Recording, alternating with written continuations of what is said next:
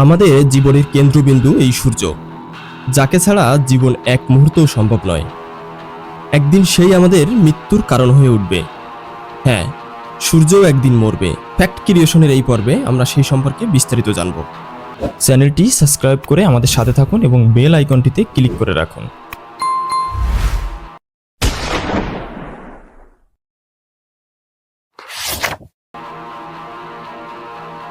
এই মুহূর্তে সূর্য তার জীবনের মাঝামাঝি অবস্থানে আছে। এর জ্বালানি হাইড্রোজেন ধীরে ধীরে নিঃশেষ হয়ে যাচ্ছে।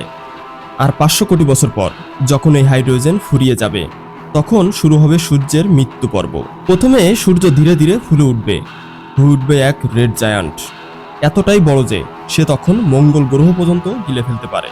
পৃথিবী সে হয় গিলে যাবে, নয়তো আগুনের তাপে ধ্বংস হয়ে যাবে। যখন সূর্য এই রূপে পৌঁছাবে, তখন তার চারপাশে বয়ে যাবে ভয়ঙ্কর সৌরঝড়। মেগাটন শক্তির বিকিরণে বাতাস, পানি, জীব সবকিছু মুহূর্তে নিশ্চিহ্ন হয়ে যাবে। পৃথিবীর চারপাশের মহাকাশ তখন হয়ে উঠবে নীরব, ঠান্ডা আর ভয়াবহ। সব পুড়ে ছাই, কোনো শব্দ থাকবে না, শুধু নিঃশব্দ মৃত্যু। শেষে সূর্য নিজের ভর ধরে রাখতে পারবে না। সে তখন পরিণত হবে একটি হোয়াইট ডোয়ার্ফ বা সাদা বামন তারায়, একটি মৃত জ্বালানি শূন্য তারা, যার চারপাশে কোনো গ্রহ আর ঘোরে না।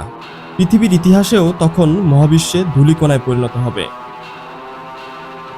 এই মহাবিশ্বে কোনো কিছুই চিরকাল টিকে না বা টিকে থাকবে না। পৃথিবীর প্রাণী জগৎকে টিকিয়ে রাখা সূর্য একদিন নিজেই ধ্বংস করবে। এ যেন মহাজাগতিক এক নিয়তি। আমরা যতই উন্নত হই না কেন, সূর্যের এই ধ্বংসলীলা থেকে কেউ পালাতে পারবে না, যদি না আমরা তার আগেই এই গ্রহ ছেড়ে মহাকাশে ছড়িয়ে পড়তে না পারি।